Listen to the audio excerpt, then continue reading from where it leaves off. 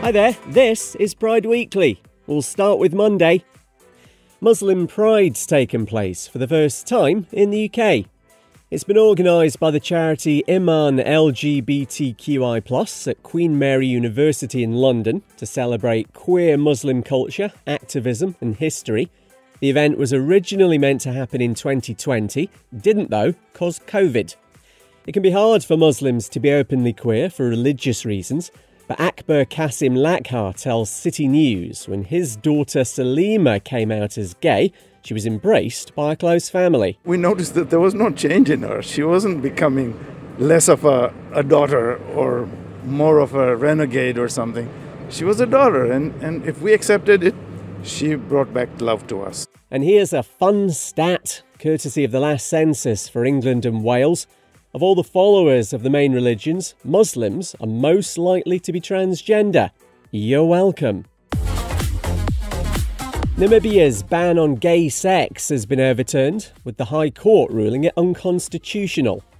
3 judges in the southern African country say the laws, which are nearly 100 years old, amount to unfair discrimination. The United Nations hopes it'll lead to better access to healthcare and HIV treatment. And the Pope's been told off by a student for being homophobic. Naughty, naughty Pope. Happened during a question and answers session on YouTube. The 87-year-old's believed to have used an anti-queer insult twice over the last few weeks.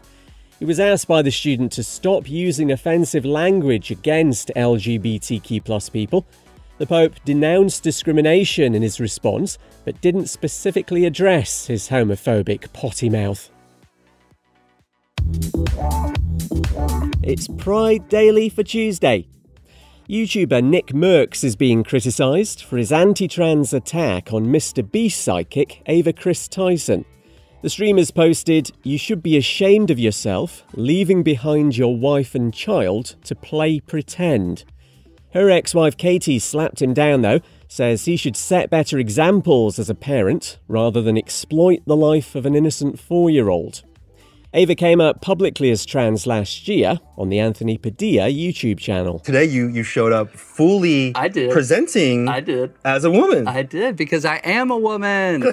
She, her. You've never said that before, right? I've never said that publicly, no. But I've been fully confident in that decision for over a year now. The 27-year-old also says transgender people can be great parents and her child's being used as clickbait.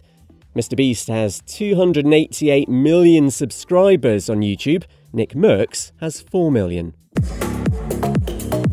After claims 3 gay men were chased through a park in Dublin by a gang with knives, a teenagers appeared in court. Happened at Phoenix Park just over a week ago. It's alleged the chase involved 6 men using bigoted insults and lasted nearly an hour.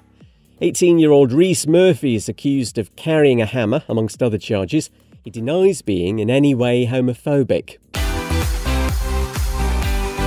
And the Oscars could be going gender neutral. Talks are taking place about updating the actor and actress categories, which have been around since the awards were created nearly 100 years ago. Gendered categories were replaced by the Grammys back in 2012. The MTV Awards and the Brits have done the same. It's Pride Daily for Wednesday. America's Supreme Court's to review a ban on gender-affirming care for children. 3 teenagers in Tennessee, along with their parents and a doctor, have brought the case. It could be heard in the autumn, with the outcome affecting bans across the US on puberty blockers and hormone therapy. Jace Wilders from Tennessee Justice Center and Tennessee Equality Project, they tell News Channel 5 judges have a crucial decision to make. There is a level of excitement because it means that we are finally seen.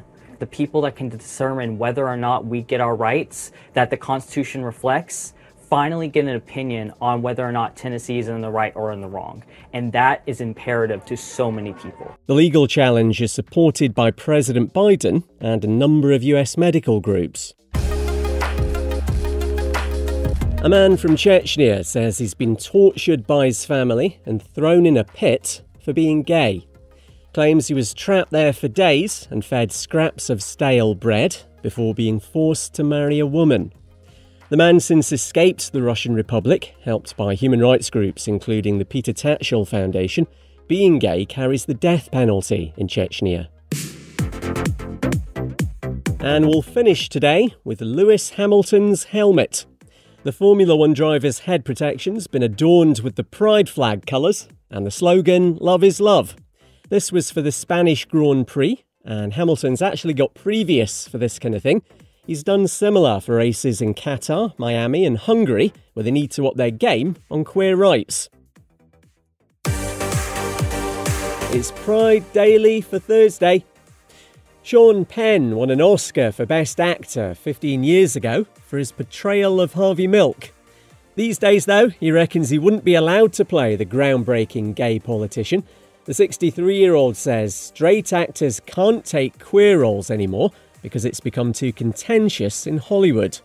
He thinks the casting would be blocked because of politics in what he's calling a time of tremendous overreach. Sean described to the Howard Stern show a few years ago how he felt about Milk. Here was a guy who, notwithstanding the gay rights that he was a heroic symbol of and leader in, just this person as a man, watching him, you feel such a love and affection. I just felt this sorrow that I would never get to meet him. Harvey Milk became the first openly gay elected official in California back in 1977, and one of the first in America. For more about him, check out our Pride Daily special from May the 18th. A transgender woman in Japan's being legally recognised as the father of a 3-year-old daughter. The child was conceived using the woman's sperm, which was frozen before she transitioned. Then afterwards, her female partner gave birth. The Supreme Court ruling guarantees certain rights for the girl. And there's a push in Congo in Central Africa to prosecute LGBTQ+ allies. It's not illegal to be gay there, with no laws against the so-called promotion of homosexuality like we've seen elsewhere. But regardless, the Justice Minister's got a bee in his bonnet, wants to go after people who apologise for homosexuality and other forms of sexual deviance. It's Pride Daily for Friday. We'll start by marking the 55th anniversary of the Stonewall riots. 3 days of unrest were triggered by a police raid back in 1969 at the Stonewall Inn, a New York gay bar. Queer people sick of being harassed by the authorities because of their sexuality and gender identity finally snapped. It led to America's first Pride marches the following year in cities including Chicago, San Francisco and New York. Mark Siegel was caught up in the riots and tells PBS how they started. Police barged in, slammed people up against the wall, used every kind of profanity you could imagine against us, roughed us up. Then they went to people who looked successful, prosperous, asked them to take out their wallets, and took money from their wallets and put it in their pockets. In 2016, President Obama declared the Stonewall Inn America's first national monument to LGBTQ+ rights. Peru's going to stop labelling transgender people as mentally ill. It's how they've been described by a new law to do with access to health services. An updated list of insurable mental health conditions includes gender identity disorders and cross-dressing. Trans people will now be described as having gender discordance. And a couple of the major Pride events take place over the weekend. The theme for London is Embracing Every Shade, celebrating diversity together, with BB Rexha headlining the main Trafalgar Square stage. New York's gone for Reflect, Empower, Unite, and one of the parade grand marshals there is Michelle Visage. I'm Kev McGraw. See you Monday.